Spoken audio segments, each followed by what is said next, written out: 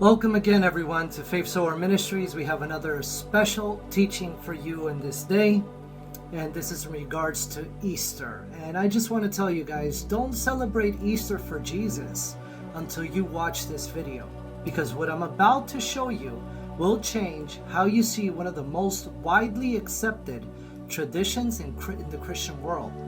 This isn't about judgment, this is about truth, and this is about setting captives free. So what we're doing today is not only going to liberate you, it's going to bring you closer to the Father, and it's going to help you walk out your path with Him in the correct way. All right, so starting off with Easter. What does the name Easter mean? Well, it comes from a pagan goddess. Yes, that's right. It comes from a pagan goddess. Let's start with the name itself. The word Easter does not exist in the original Hebrew or in the Greek scriptures, meaning the New Testament. Instead, it comes from oestre, a goddess of fertility, also known in ancient cultures as Ishtar, Astarte, or Ashtoreth. Okay? She was worshipped by these pagans through spring fertility rites, sexual immorality, symbols of eggs and rabbits representing reproduction and rebirth, astrological and moon goddess practices. Okay, so this is the meaning of Easter. Now, interestingly, in Judges 2:13, our Lord says the following: Then the Israelites did evil. They served the Baals of Ashtoreths. Look at that, they're mentioned in the Bible. God condemned these pagan deities and practices, yet Christianity absorbed them under the banner of Easter. Guys, I'm giving you real context, historical context here. Please go research this if you don't believe me. Okay, just type it in Google. You don't have to believe everything people say. You can research these things on your own. I'm trying to bring light into darkness. Don't hate me and don't kill the messenger, beloved. I do this with love. And I put my neck on the line because I love you guys and I want you guys to get as close as God as possible. So the early church, guys, the early church did not celebrate Easter at all. Yeshua, our Messiah, didn't celebrate Easter either. The early believers, especially the Messianic Jewish followers, honored Passover, and that's in Luke 22, recognizing that Yeshua is our Passover lamb. And you can open up 1 Corinthians 5:7, and you can also read on that. Now, they kept Yahweh's appointed times, not Roman traditions. But something changed throughout history. And Colossians 2:8 says the following: Beware, lest anyone cheat you through philosophy and empty deceit, according to the traditions of men. Once again, Colossians 2:8. Tradition began to replace truth throughout history. And soon, man's calendar overrode God's calendar. Now, where was Easter created? In 325 AD, under Emperor Constantine, the Council of Nicaea, once again, 325 AD, Council of Nicaea, officially replaced Passover with Easter. Now, why did this happen? Because the Roman Church wanted to sever all ties with the Jewish roots of faith. It sounds kind of anti-Semite if you really think about it, right? They even recorded these shocking words, and this is directly from the Council of Nicaea, guys, 325 AD. The practices that we follow, look what it says. Let us then have nothing in common with the detestable Jewish crowd. That is anti-Semite. And if you read the Bible, what does it say about those who go against the Jews and go against Jerusalem? Because in the Bible, they are called the root that sustains the tree, the olive tree of the Gentiles. This is prophetic, guys. So basically, guys, this was not love. This was rebellion against God's calendar, against the Torah, and against the truth of the gospel. So to make Easter more popular with the masses, pagan symbols were rebranded as Christian and adopted into the church back in the times of Constantine. So eggs Once fertility offerings for Ishtar became symbols of resurrection. Bunnies, which were sacred to ancient goddess worship, became Easter mascots.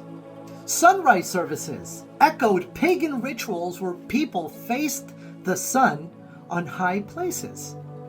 And interestingly, again, Ezekiel 8:16 says the following, "And with their backs towards the temple of the Lord, they were bowing down to the sun in the east."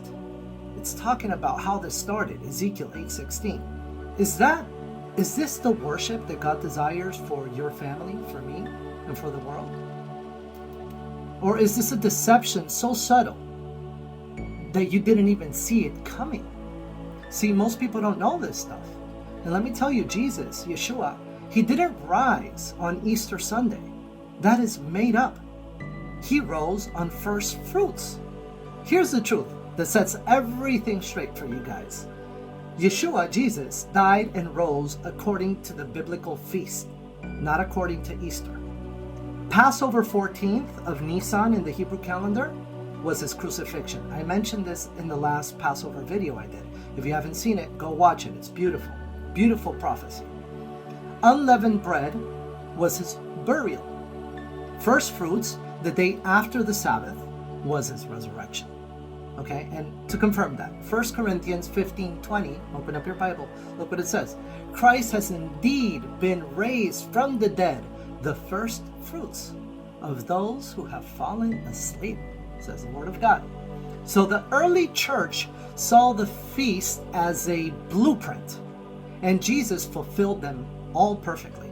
Okay, because remember, Jesus and the disciples, they were Jews, and they were celebrating Sabbath and all the Hebrew feasts because God is not schizophrenic to say one thing and do another, and he never changes. He's always the same, beloved people.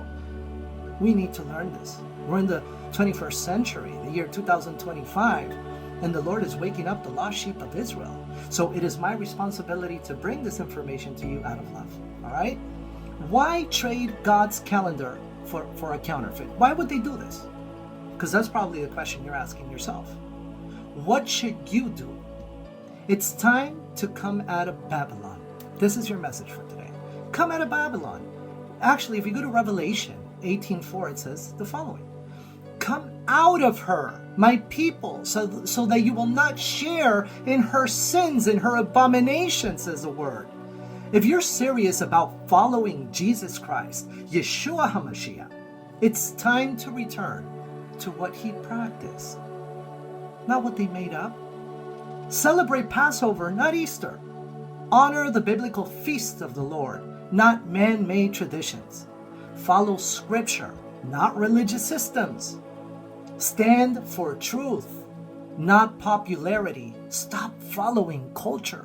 Culture will destroy your relationship with the Lord. And this happens to many pastors and many people, beloved. So I'm telling you once again, this out of truth, authority, and love. If you go to Matthew 15:9, it says the following. In vain do they worship me, teaching as doctrines the commandments of men? Matthew 15:9, the words of Yeshua.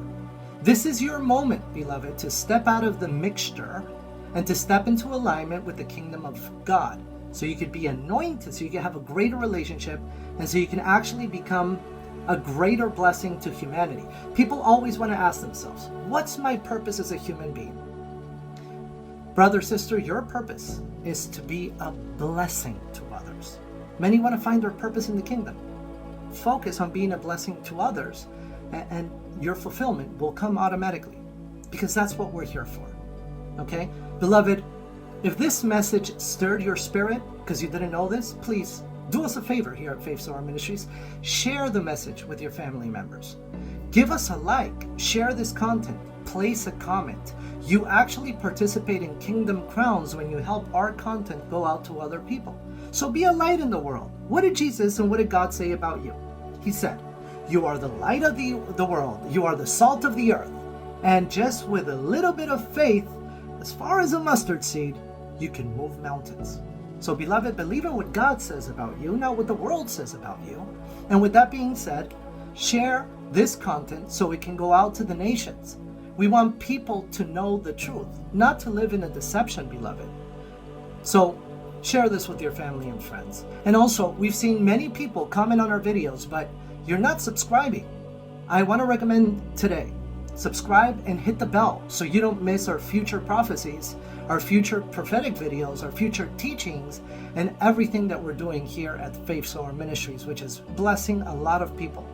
And we are humbled to be a blessing to the world and to be able to wash your feet like Jesus washed the feet of his disciples. And most of all, this is what I want to encourage you to do. Study and begin studying the Word for yourself. There's nothing greater than receiving direct revelation from God. Stop following systems, religion.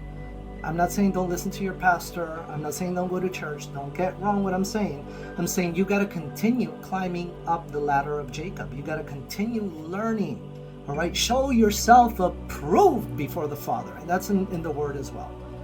So my final message to you is the truth is calling you. Will you follow it? That's up to you. With this being said, may the Lord bless you. May the Lord keep you.